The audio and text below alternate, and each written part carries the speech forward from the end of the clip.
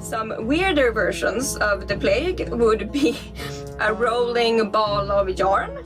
It could be a floating red sheet, or even a flying piece of iron rod. Like, why even question it? Why? You just take that information and you keep it in there somewhere for next time Pesta arrives. Hi and welcome to another video here on my channel Morbid History. Today we're gonna talk about a subject that is close to many people's hearts. For better or for worse. If you're on my channel and you like morbid history, I guess you have read a lot about the plague. But of course we're not gonna talk about the plague. We're gonna talk about the lore, folklore around the plague that built up from trying to explain it, trying to just live through those hundreds of years where like basically half of the world got cancelled from their live subscriptions. So yeah, let's get straight on into it. Please remember to like, comment and subscribe.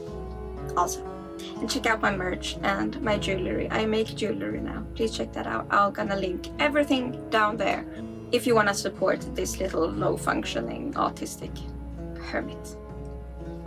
Well, I'm gonna start this video with the assumption that most of you guys already know what the plague is and that there's many videos out there explaining that. But in short, at least Scandinavia was ravished between the 300s and 1700s, thereabouts, give or take a few years. The plague kept coming and coming and coming in different waves, decimating entire villages and just being a bit of a bother to poor people. Here in Sweden we called it pesten, svarta döden or digerdöden.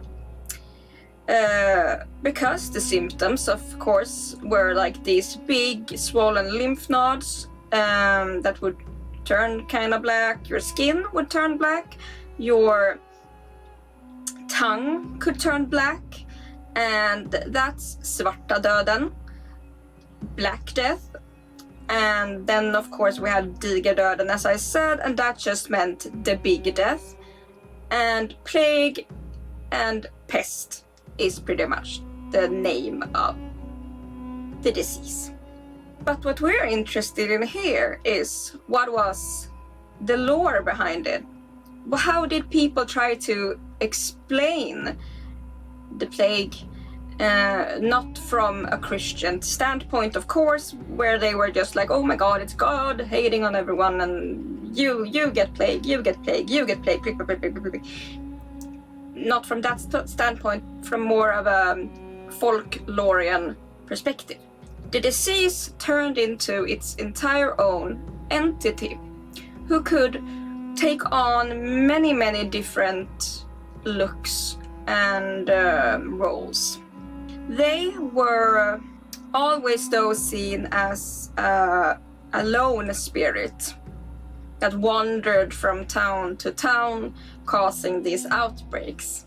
Some shapes that the plague would take was that of a headless man, also as an old hag called Pesta, also poor, dirty, sickly looking children.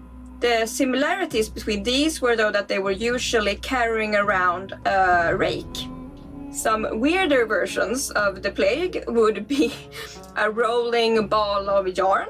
It could be a floating red sheet, or even a flying piece of iron rod. Those were sure signs that, goddamn it, now the plague is arriving. It's that goddamn red sheet and the yarn ball over there. Like, why even question it? Why? You just take that information and you keep it in there somewhere for next time Pesta arrives. But moving backwards again, the more creepier versions with the headless man, the old hag, and the sickly, poor, dirty children, and the rake. Why were they carrying around this rake everywhere? The peasants would scream and shout at the sight of any of these. Of course, one of them is headless, so why not? But the thing that these spirits would come up to people and ask is, should I rake or sweep? Now, it was important for you to answer correctly. If you said rake, that would mean that only not even a small amount, but not everyone in the village would die. But if you said sweep, that meant everyone died. They would take that rake and just sweep all of you away. Also a thing to keep up there in your little noggin after noggin? Okay, in your little brain vault from this informative video.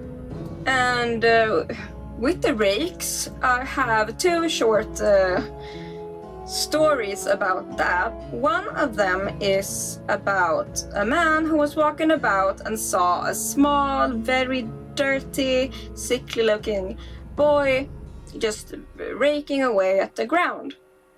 He walked up to him in concern and asked him about his clothing. And the little boy answered, "Det blir ingen brist på kläder, bara brädor." Of course, hinting towards there not being enough wood for all the coffins that would be needed for the village. The second one was a young girl who worked as a rower. So this girl was working as a person who would row people back and forth over a little lake because people needed to cross things sometimes. And how they did that back then was that you lit a small fire on the other side, and the girl who was working, she would see the smoke and the fire and take her little boat and go over, get paid, and row them to the other side. Bye-bye. And yeah, she did that all day. One day she noticed that fire and she did her job. When she came there, she saw that there was a headless man with a rake. She heard his rumbling voice. She was frozen by this point, scared as heck. This was like a young girl, and with a rumbling voice he asked, "Rake or sweep?" And in a panic she said, "Sweep, I guess." And before she could even stop him, he just went into the little boat, and she couldn't do anything else but start rowing to the other side. During the rowing, she just noticed how the boat got heavier and heavier and heavier, and it took quite a while for her to reach the other side, where the man got off and walked away. And she, of course, had answered incorrectly, which meant that everyone in her entire village except her died. Like I said, very important information for you to keep in your little vault. So now that we talked about how the plague could personify in real life into these weird entities, how could you stop it from coming into your town then? Don't come with your stupid rake. You don't want that. You don't want it at all. And of course, this is like way back in the terrible days of time where people were just not scared of being very mean.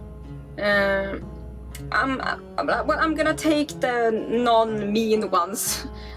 One, you could bribe the plague by hanging raw meat outside your door. You could slather your door with some fresh blood. Also good. You're not killing anyone by this point. Good. But one of the main ways was to bury a child alive. This was human sacrifice against the plague. You had to take someone innocent so that the plague would be satisfied. Before ending this short little video, I'm gonna tell a story about that. There was once this village here in Sweden that went and asked their wise man, because they were scared. People had been dying in other villages and they didn't want the plague to come, of course. And they went and asked the wise man of their village what to do. And he, of course, was the wise man, so he just said, oh, well, you just take an innocent baby, a little child, and you make a grave, and then you push them in and fill it. Apparently, they were having a hard time keeping the child inside or even getting into the grave. But finally they found a young girl and they told her that if she went down there, they would give her a very nice little sandwich. People didn't have much to eat during these days, so she was probably thrilled at the idea. So she jumped down and got her sandwich, nice. But straight after she went in, they started throwing dirt back into the hole over the poor child down there. The stories say that as they were throwing the dirt, she wasn't sad because of her imminent death. She was sad because they were destroying her sandwich that she wanted to eat. She said, "You're throwing dirt at my sandwich." Those were her last words. There was actually a true case, some court documents from 1712, a Kerstin Gudmundsdotter. She lived in a little village in Småland, where I grew up actually. And she had been put into a coffin and they had already put the nails in, but she was thankfully saved in the nick of time by her terrified screams and crying. And of course this angered people enough that it became a court case. So there's that. We know that people actually did try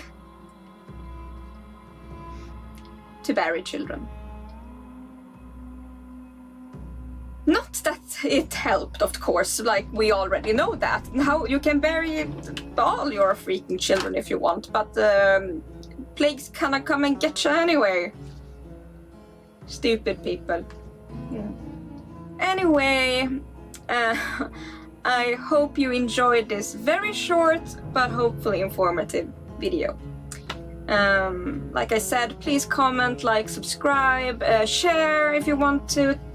All that really helps with the YouTube algorithm and to spread my videos around so other people can get into the joy of macabre, jauntily macabre things. Since my last video, I've been making even more jewelry, and I'll be super happy if you enjoyed any of them and got them, and in that way supported me, because I need to pay my bills. Sad. You can also support me on Patreon if you enjoy what I do. I have like over almost 60 vlogs there at this point that you can enjoy. I have merch also, and just a Ko-fi in general. My shop is at Ko-fi, but I also have Ko-fi if you just want to tip the maker of these stupid, silly videos. And I'll end it here by thanking my beautiful patrons. Thanks from the bottom of my heart that you enjoy what I do and want to support me so that I'm able to actually make these videos at all. It's thanks to you guys. Thank you.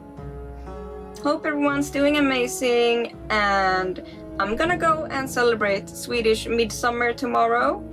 That'll be fun. Let me know down below if you've ever actually celebrated Midsummer, or if you just seen the movie Midsummer and have very weird thoughts about it. I want to know your thoughts about it in that case. I haven't seen it.